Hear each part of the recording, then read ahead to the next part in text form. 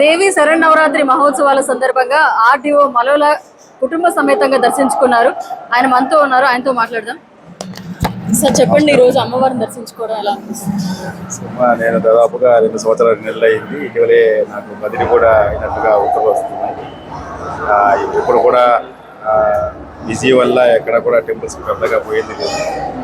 కేవలము మీరు చూస్తూ ఉన్నారు, ఈ రాజరాజేశ్వరి టెంపుల్ అయితే కానీ, జొన్నవాడ టెంపుల్, మిగతా అన్ని టెంపుల్లో కూడా ఇరగాల పరమేశ్వరరావు టెంపుల్ దాంట్లో కూడా ఓన్లీ వృత్తిరీత్యా బాధ్యత ప్రకారంగా నేను అటెండ్ అవుతున్నాను. కానీ ఎప్పుడు కూడా భక్తులకు పెద్దగా ఇబ్బంది కలిగించేసే విధంగా అనేది ఎప్పుడు లేదు.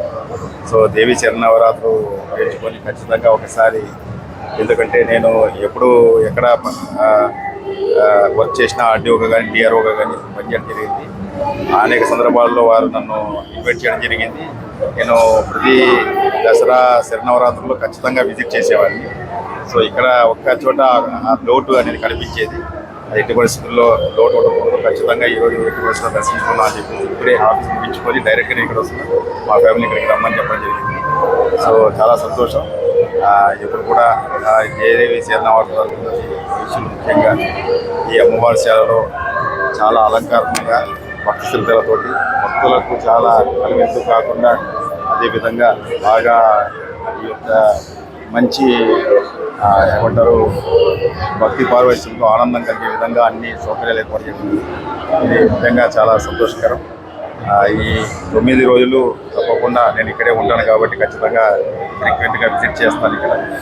మరొకసారి శరన్నవరాత్రి సందర్భంగా అందరికీ కూడా హృదయపూర్వకమైనటువంటి శుభాకాంక్షలు తెలియజేస్తాను. ముఖ్యంగా నన్ను రిసీవ్ చేసుకొని అత్యంత గౌరవప్రదంగా నాకు చాలా చాలా ఇంకా దాంట్లో ఇంకా ఎక్కువగానే ఉంటాయి కానీ తక్కువ ఉంటుంది ఇక్కడ ఎప్పుడు కూడా లేనిది.